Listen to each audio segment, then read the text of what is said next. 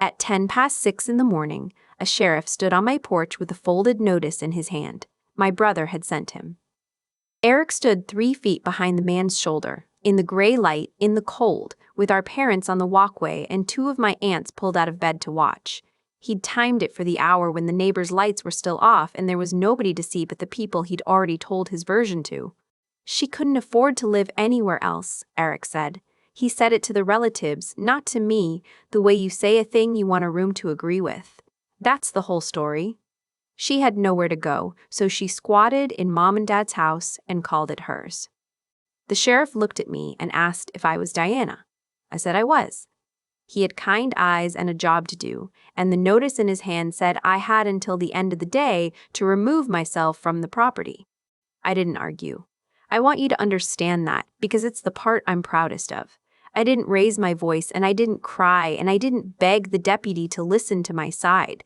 There was a single page in the pocket of my robe. I'd folded it into a square the night before and put it there before I went to sleep, the way some people sleep with their phone or their keys. I closed my hand around it through the cloth. 9 years I'd lived in that house.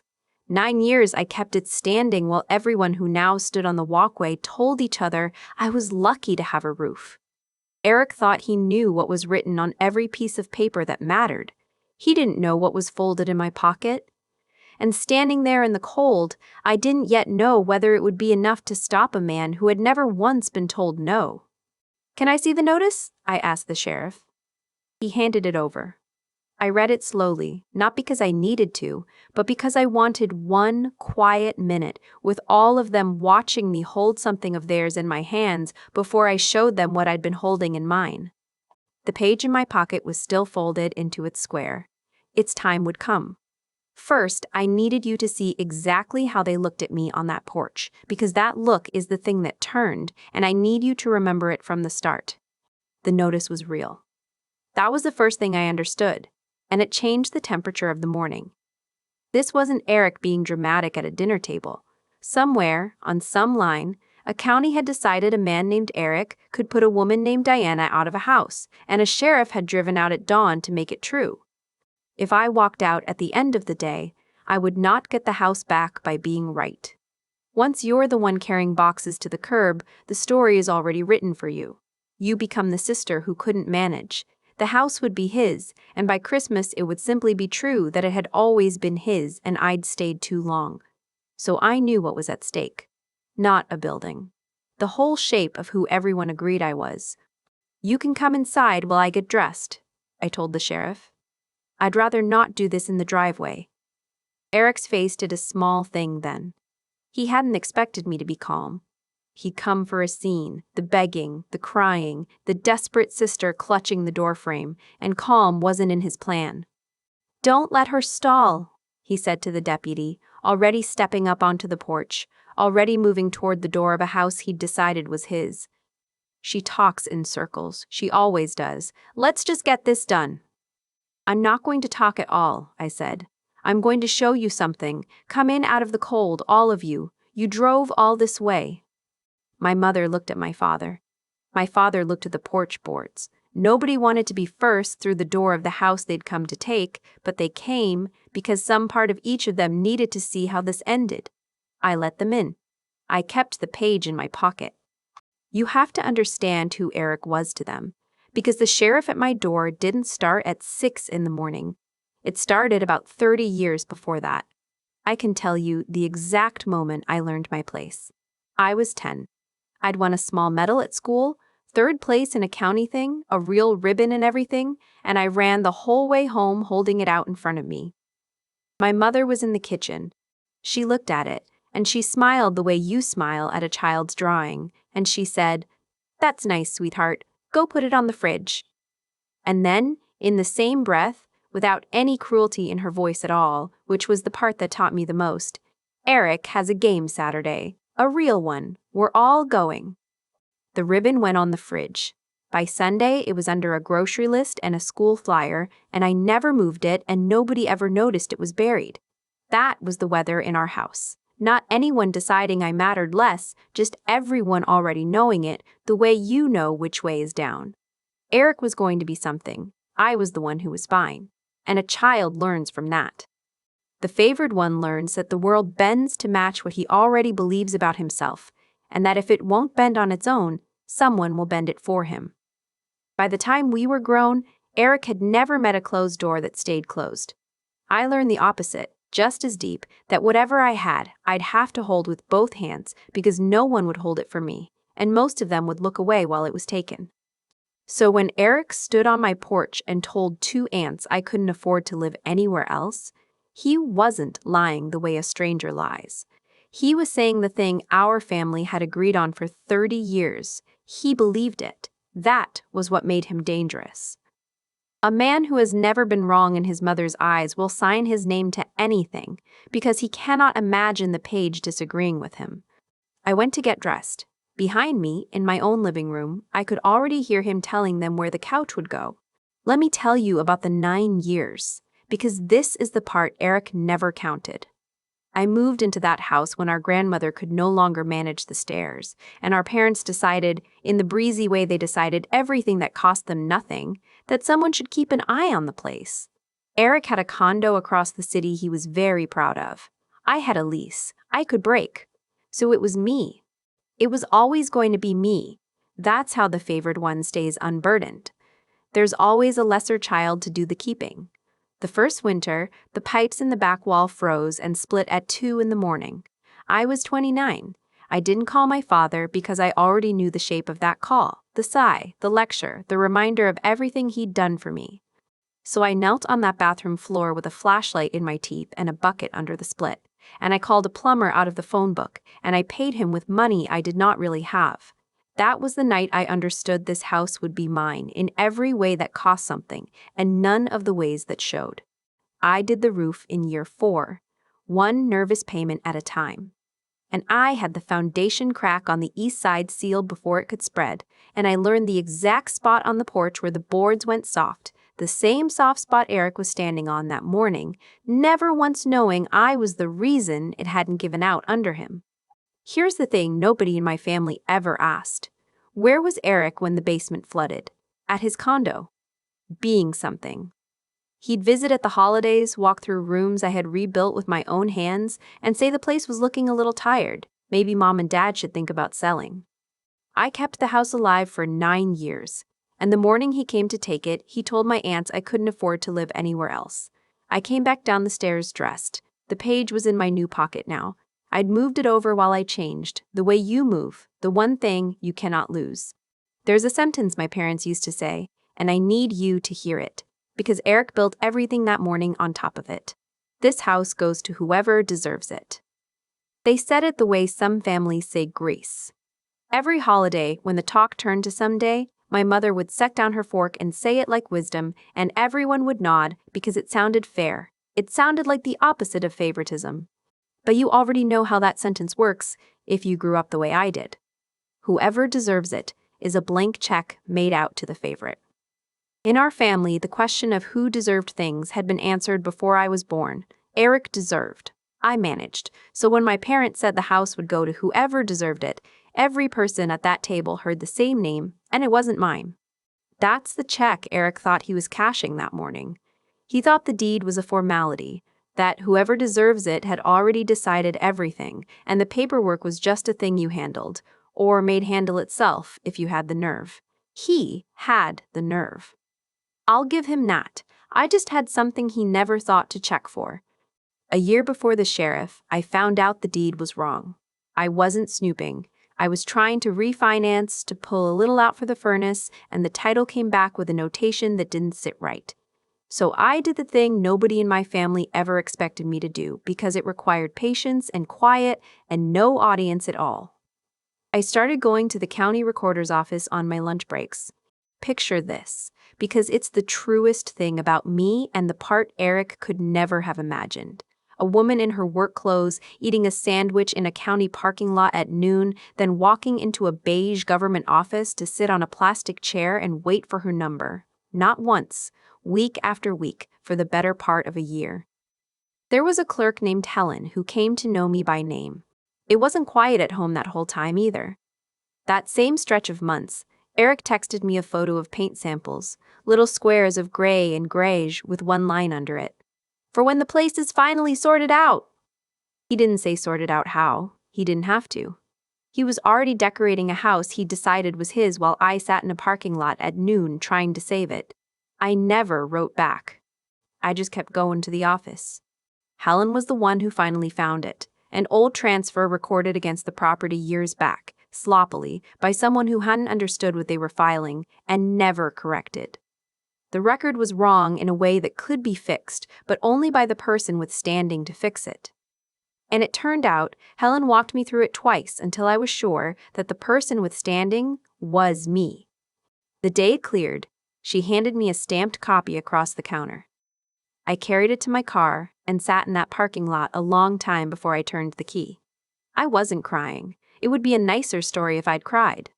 I was just holding a piece of paper, feeling, for the first time in my life, like the ground under me belonged to me and not to whoever happened to deserve it that year. I made one copy. I put the original somewhere safe. And I told no one, not my mother, not a friend, not a soul, because I'd grown up in a house where the moment you show people what you have is the moment they start working out how to take it. I kept it. And I waited. The way you know weather is coming. Certain a family like mine would eventually make me need it. Back in the living room, everyone had arranged themselves. My mother on the edge of the couch I'd reupholstered. My father standing. The aunts near the window. Eric in the middle of the room like a man chairing a meeting, and the sheriff by the door with his notice, waiting to do the only thing the morning had been built to do. "All right," the sheriff said, not unkindly. "Ma'am, do you understand the notice?" "I do," I said. "Before I go anywhere, I'd like you to see something. It'll take you 1 minute." I took the page out of my pocket. I unfolded it, the creases soft from a night against me, and I handed it not to Eric but to the sheriff. Let the man with the authority read it first. That mattered. I'd thought about that. He read it. I watched his eyes go down the page, then go back up to the top and read it again, the way you reread a thing you weren't expecting. He looked at the notice in his other hand. He looked at the page. He didn't say anything, and that silence was the first quiet Eric hadn't authored all morning. Then the sheriff lowered the eviction notice. Just a few inches. But every person in that room saw the arm come down. My mother's hand moved from the couch cushion to her throat. My father went very still. One of the aunts said, "What is it? What does it say?" And nobody answered her. The room had understood something before it had words for it. "Where did you get this?" the sheriff asked me. "The county recorder," I said. "It's stamped. You can call them when they open." Eric stepped forward. "What is that? Let me see it." And for the first time that morning, there was something underneath his voice that hadn't been there on the porch. I'd love to tell you that was the end, that the sheriff folded up his notice and left and I made coffee. But Eric was the favored son of a family that had never let a closed door stay closed. He wasn't going to be stopped by one page. He was going to do the thing men like Eric always do when the ground shifts under them. He was going to push harder. And that, though none of us knew it yet, standing in that living room, was the mistake that finished him. "That can't be right," Eric said, fast and then again steadier, finding his feet. "That's whatever that is, it's out of date. There's a more recent filing." And then he reached into his jacket and pulled out his own envelope. Notice what just happened, because I almost missed it in the moment. Eric had come to a dawn eviction carrying a second document in his coat. A man who truly believed the house was simply his, free and clear, signed and settled, does not need a backup in his pocket. You bring a second instrument when some part of you already knows the first thing won't hold. He'd armed himself for exactly this moment, which meant some quiet part of Eric had always known the paperwork was thinner than his confidence. He handed the envelope to the sheriff with a flourish, the way he did everything, like the matter was now closed. "That's the current deed, recorded, my name. She's working off something old." The sheriff took it. Now he had a page in each hand, mine and Eric's, and he stood there, this tired man who'd come out at dawn for a simple removal, holding two pieces of paper that could not both be true. She couldn't keep her rental without Mom and Dad covering her, Eric said to the room, turning to the aunts, recovering his performance. We all know that. And now she walks downstairs with a magic page and thinks she owns family property? Come on. There it was again. Couldn't keep, couldn't belong. The same verdict he'd said on the porch, the same one he'd said my whole life, and the aunts made the small, sympathetic sounds people make for a woman who's clearly grasping. I let him say it. I want you to understand that I chose to. Because Eric had just handed the sheriff the one thing I could never have put in that room myself. He'd handed him the second document. And I knew something about that document that Eric, in all his confidence, had never once stopped to check. This is ridiculous, my father said, finding his voice at last. He didn't look at me. Eric has the deed. It's his name. Whatever Diana's got, she's confused it somehow. She's never been good with this kind of thing. Then he did look at me, finally, and his voice dropped to the cold, level register I'd spent my whole childhood trying to earn warmth out of. Diana? Don't embarrass yourself in front of an officer. That one landed in a way Eric's never could. Eric was supposed to take from me, that was his whole life. But my father telling me to be quiet and small in the house I had saved, in front of a stranger with a badge, while my mother nodded along, that was 30 years pressed into one sentence. She could never hold on to anything, my mother added softly to the aunt beside her, but loud enough. We always worried about her. So there it was, out loud, the verdict of my whole life spoken in my own living room, while a sheriff stood deciding my future. The slow one. The one you worried about. They lined up behind Eric the way they had for 30 years, automatically, gravity pulling them toward the favored child even now, even with the stamped page in the deputy's hand. And I watched the sheriff. That's what a year of parking lots and plastic chairs teaches you. When the room is loud, watch the one person whose job is to be quiet. He wasn't listening to my mother. He wasn't listening to Eric's performance. He was looking down at the two documents, back and forth, his thumb moving along the edge of Eric's, and something in his face had gone still and careful in a way it hadn't been a minute before. He'd noticed something. Eric, the sheriff said, reading the name off the page. Where was this document filed? The county, same as hers, obviously. Eric's voice had an edge now. And who notarized it? A small silence. I'd have to, it's right there. The stamp's right there. I see the stamp, the sheriff said slowly. That's what I'm looking at. My father shifted his weight. My mother stopped talking. And I understood we'd arrived, finally, at the thing I'd waited a year for without knowing its shape. The sheriff had seen what I'd seen. He just needed to be sure. I could have spoken then, laid it all out, won the argument in words. But I'd grown up in a house where my words never counted for anything. So I did the thing they'd never let me do. I let the paper talk, and I stayed quiet, and I let the man with the badge arrive at it himself. Ma'am, the sheriff said, turning to me. You said I can call the recorder about your page. At 9 o'clock, I said. Helen will be at the desk. She filed it herself. And his? He lifted Eric's document slightly. This was the part I'd never planned, because I'd never imagined Eric would be foolish enough to carry his own paper into the room and put it in an officer's hands. You should ask him, I said, who signed the transfer on his, and whether the man whose notary stamp is on that page was actually working at that office on the date it claims. Stop talking like you suddenly understand county records, Eric cut in. You sat in a waiting room a few times. That doesn't make you... It belongs to a notary who retired 2 years before the date printed under it. The room went very quiet. I've spent a year at that recorder's office, I said. I know that stamp. I noticed it the same week I found my own correction. I didn't say anything then. I wasn't sure yet what it was for. You're making this up.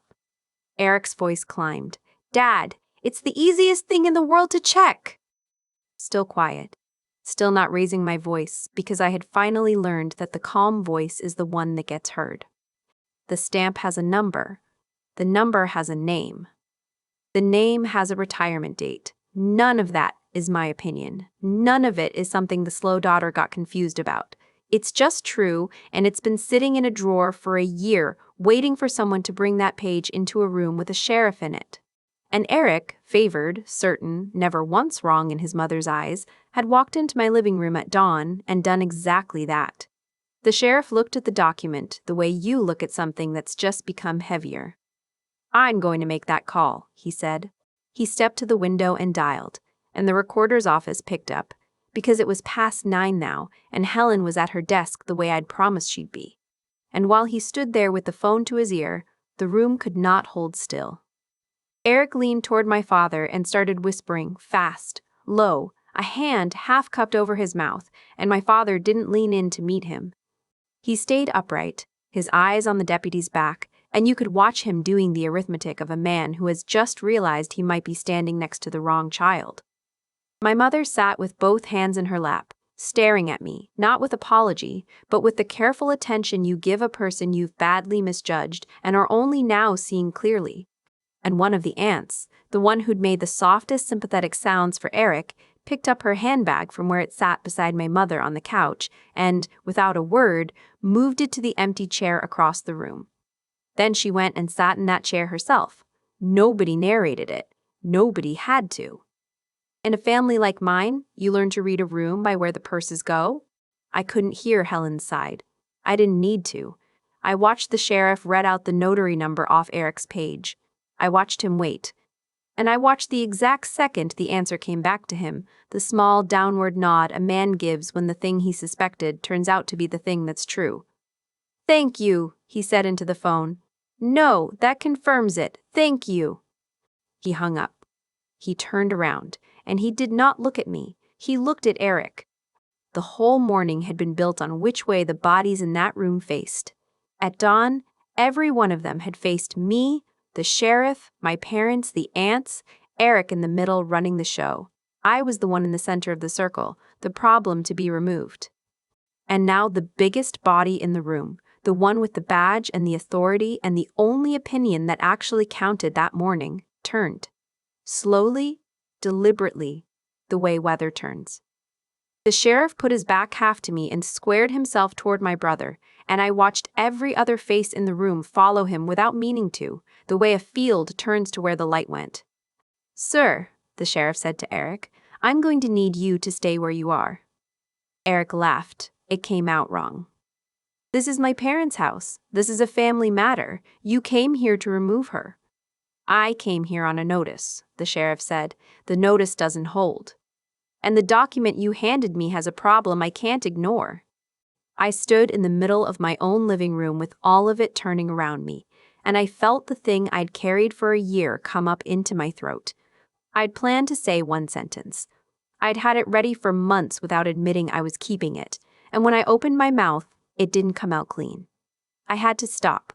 I had to breathe, once, with the whole room watching, and start the sentence over. "You stood on my porch," I said to Eric, and my voice caught, and I waited, and I made it level, and I finished, and told them I couldn't afford to live anywhere else. He didn't answer. I never had to afford it. I never had to prove I belonged here.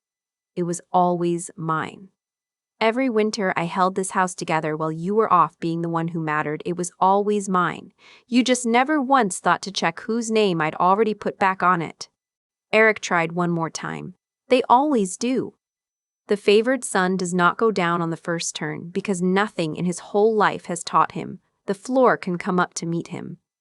"That document is fine," he said, and he turned to our father because that's where his power had always lived. "Dad? Tell him. Tell him this is insane. Mom, tell him about Diana. Tell him how she..."